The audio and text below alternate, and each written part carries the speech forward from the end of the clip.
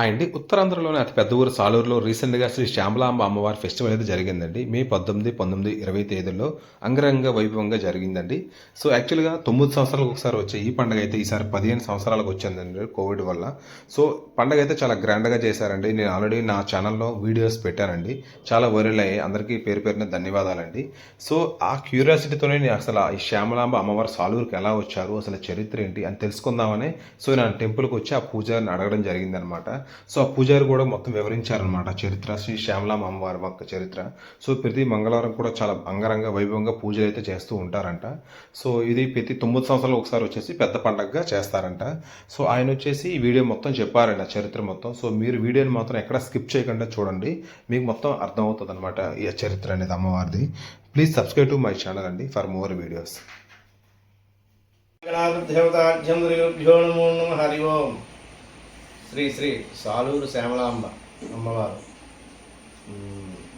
ఆవిడ స్వయంభూగా వెలిశారు మన సాలూరు శ్యామలాంబ.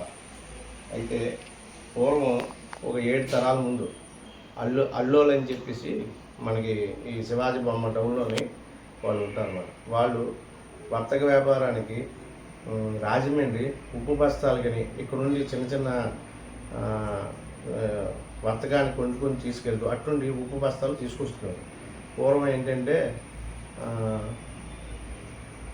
ఎద్దుల బండి మీద ఒక 10 మందో 15 మందో ఒక 8 మందో వెళ్ళి అక్కడ నుంచి ఇక్కడ రావడం, ఇక అక్కడ నుంచి ఉప్పు బస్తాలు అక్కడ నుండి ఏవైనా సరుకులు ఉంటే తీసుకొచ్చి ఇక్కడ అక్కడ అమ్ముకుంటూ అలాగా కొంతకాలం వరకు చేసుకునేవారు.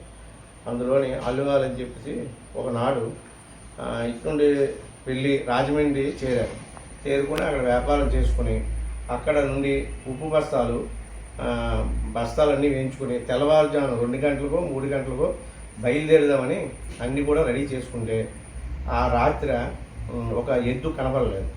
రెండు ఎద్దులు ఉన్న టైం ఉంటాయి కాబట్టి ఒక ఎద్దు కనపడిపోతే రాజమండ్రి దగ్గర రాజమండ్రి శ్యామలాంబ అమ్మవారు అక్కడ దేవాలయంలోని వాళ్ళ నిత్యము అక్కడ పడుకుండేవారు పూర్వం. అక్కడ నుంచి బయలుదేరితే ఈ లోపు బయలుదేరుదామని ఆ రాత్రి లేచి చూడగానే ఒక ఎద్దు కనబడలేదు. ఒంటెద్దుతో మనం సాలూరు ఎప్పుడు వెళ్తాము ఎప్పుడు చేస్తామని బాధపడుతుండగా అప్పుడు ఆ దేవాలయం నుంచి ఒక పిలుపు వినబడ్డది. చిన్న పాప, ఒక 8 సంవత్సరాల పాప వయసులోని పిలుపు వినబడ్డాది.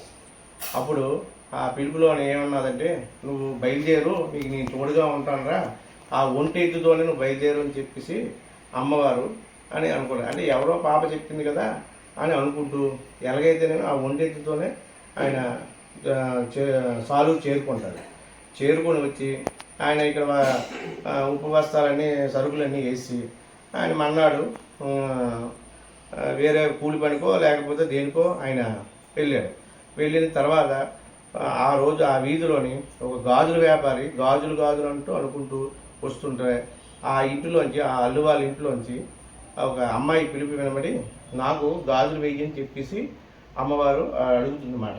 అయితే వాళ్ళ అమ్మాయి కదా అని చెప్పేసి ఆయన గాజులు వేసి కిటికీలోంచి చేతులు చూపెడుతూ గాజులు వేస్తాడు. ఒక 8 సంవత్సరాలు పిల్ల వయసు గల గాజులు వేసి అయితే మా పెద్దవాళ్ళు లేరు, సాయంత్రం వస్తే మీకు డబ్బులు ఇస్తారని చెప్పేసి అమ్మవారు చెప్తుంది. అమ్మవారు చెప్పడంతో వాడు వెళ్ళిపోయి మళ్ళీ సాయంత్రం తిరిగి రకంలో వచ్చినప్పుడు ఆ ఇంటి వద్ద ఆగిన తర్వాత పెద్దవాళ్ళని పిలుస్తాడు. ఇలాగా మీ అమ్మాయికి గాజులు వేసామండి, అయితే మాకు డబ్బులు ఇవ్వండి అని చెప్తే, మా ఇంట్లోనే అంత చిన్నపిల్లలు ఎవరు లేరు, మీరు గాజులు వేయడం ఏంటంటే అక్కడ కొంచెం చిన్నది వాళ్ళు అడుగుతారన్నమాట. అడగగానే లేదండి మీ ఇంట్లోనే ఇక్కడ నుంచి నేను గాజులు వేశాను ఒక 8 సంవత్సరాల పాపకి అంటే, అంత చిన్న వయసు పిల్లలు లేరు, మా వాళ్ళందరూ పెద్దవాళ్ళు అని చెప్పి వీళ్ళు అంటారు. లేదని చెప్పి ఆ గాజులు వాడు ఆ ఇంట్లోనే, అమ్మ నీకు గాజులు వేసాను కదా, ఒకసారి మీ వాళ్ళకి వచ్చి చెప్పమ్మా అని చెప్పేసి ఒక 2-3 సార్లు పిలుస్తాడనమాట.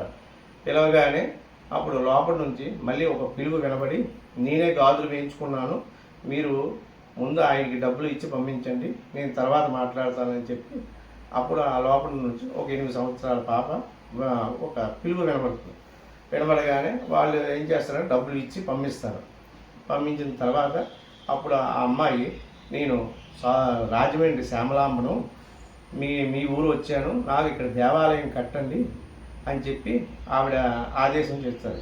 అంటే నాకు అంత స్తోమత లేదమ్మా, నేను కట్టలేను అని ఆ అల్లు వాళ్ళు చెప్తారు. చెబితే అయితే మీ ఊరు గ్రామ పెద్ద ఎవరైతే వాళ్ళని వెళ్ళి కనుక్కోండి, వాళ్ళతో మాట్లాడి నా దేవాలయం కట్టండి అని చెప్పేసి అని అడిగిందని వీళ్ళు రాజుగారి దగ్గరికి వెళ్ళి చెప్తారు. చెప్పగానే ఆ ఆజ్ఞ ప్రకారం రాజుగారు ఇక్కడ చిన్న దేవాలయం కట్టడం, ఆ తర్వాత ఈవిడ ఏమని అడుగుతారంటే నాకంట ముందు నుంచి గ్రామ దేవతలు అందరూ ఉన్నారు కాబట్టి వాళ్ళకి పసుపు కుంకాలు ఇచ్చి వాళ్ళకి పండగ చేసిన తర్వాత నాది పెద్ద పండగ చేయమని చెప్పి శ్రీ శ్రీ శ్యామలాంబ అమ్మవారు అడుగుతుంది. స్వయంభూగా ఈవిడ వెలిసారు కాబట్టి మన సాలూరు శ్యామలాంబగా ఎక్కడెక్కడ శ్యామలాంబ దేవాలయాలు ఉన్నా సరే ఆ గ్రామ ప్రజలందరూ కూడా మన సాలూరు వచ్చి దేవాలయంలో అమ్మవారిని మొక్కుకొని కోరికలన్నీ తీర్చుకొని సాలూరు శ్యామలాంబ చల్లని తల్లి అని చెప్పి అందరూ కూడా దర్శనము అన్నీ చేసుకుని వెళ్తుంటారు.